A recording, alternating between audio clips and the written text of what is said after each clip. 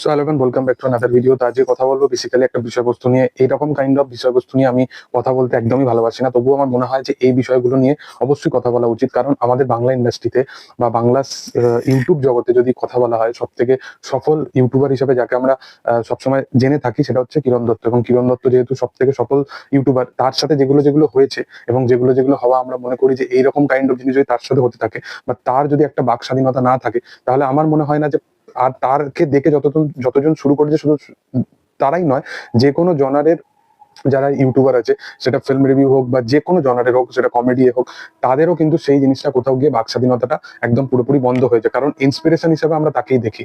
আমার কাছে বক্তব্য হচ্ছে যে কিরণ দত্ত কোনটা সঠিক করেছে বা কোনটা বেঠিক করেছে সেটা নিয়ে আমার কথা নয়, বা কোন পলিটিক্যাল পার্টি কে সে ভুল বলেছে না বলেছে বা সে ঠিক ছিল বেঠিক ছিল সেগুলো নয়। কিন্তু সে একজন কমেডিয়ান, আমরা সকলেই জানি। এবং কিছুদিন আগে তিলোত্তমার বিচারের জন্য তাকে আমরা পথে নামতেও দেখতে পাই এবং তাকে অনেক কিছু মন্তব্য করতেও দেখা যায়, যেখানে আমরা সকলেই জানি যে যেহেতু এটা খুবই একটা সেন্সিটিভ ইনসিডেন্ট ছিল, আমরাও আমাদের ইমোশনকে কন্ট্রোল করে রাখতে পারি না। অনেক কিছু এরকম জিনিস আমাদের মধ্যে সচরাচর বলতে আমরা একে অপরকে বলতে থাকি।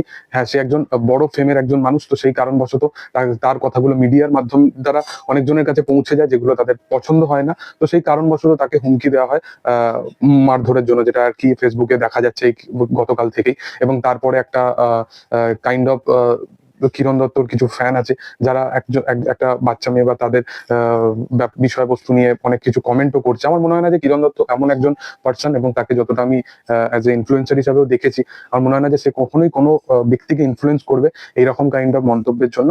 এবং অবশ্যই সেটা সেই বাচ্চাটি হোক বা অন্তরা মজুমদারই হোক, প্রত্যেকজনই মেয়ে। এবং যেহেতু পুরোপুরি বিষয়বস্তুটা তিলোত্তমার বিচারের মন্তব্য থেকে শুরু হয়েছে, তো সেই জিনিসটা উভয় পক্ষরই কিন্তু বোঝা উচিত, এই জিনিসটা আমার মনে হয়।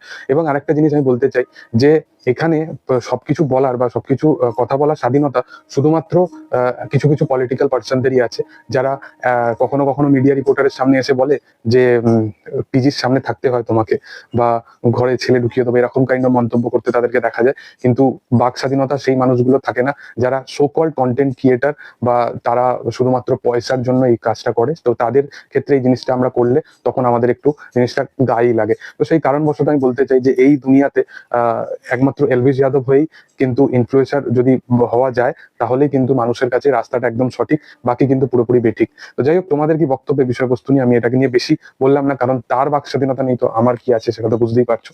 তোমাদের কি বক্তব্য বিষয়বস্তু নিয়ে অবশ্যই কমেন্ট সেকশনে আনতে পারো। ভিডিও ভালো লাগলে অবশ্যই লাইক সাবস্ক্রাইব করে দিও। Thank you all.